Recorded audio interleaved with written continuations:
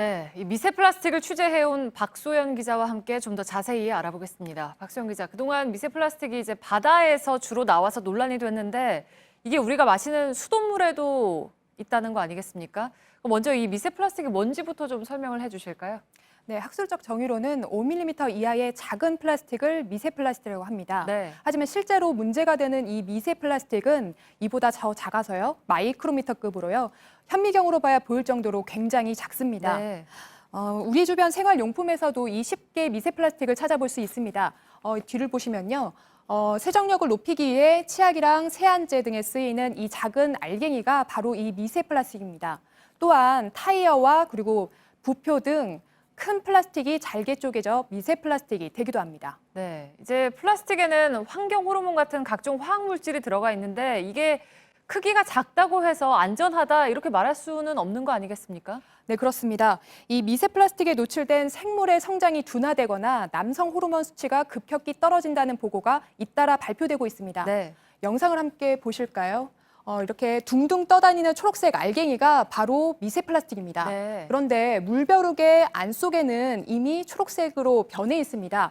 바로 물벼룩의 잎과 그리고 알주머니 등을 통해서 미세 플라스틱이 스며든 건데요. 실험 결과 이 물벼룩의 알 83%가 부화되지 못하고 죽었습니다. 네, 그러니까 물고기의 주요한 먹이가 되는 이런 물벼룩들이 미세 플라스틱 때문에 많이 죽는다면 결국에는 이제 생태계 전반에 안 좋은 영향을 미치게 될 텐데요.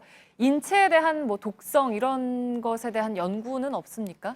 네, 아직 인체에 대한 직접적인 독성 연구 결과는 없지만 네. 인체에 유해할 수 있다는 게 다수 전문가들의 의견입니다. 네.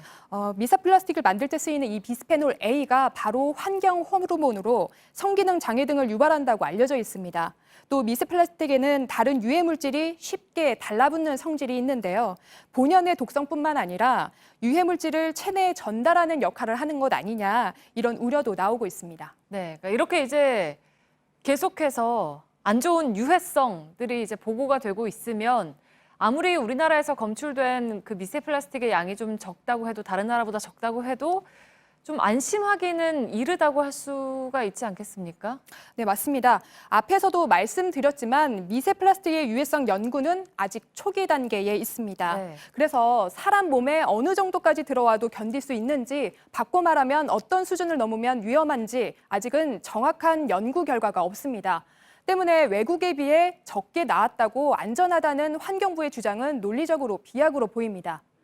한 연구에 따르면 우리나라 미세 플라스틱 발생 잠재량은 1년 동안 21만 톤입니다.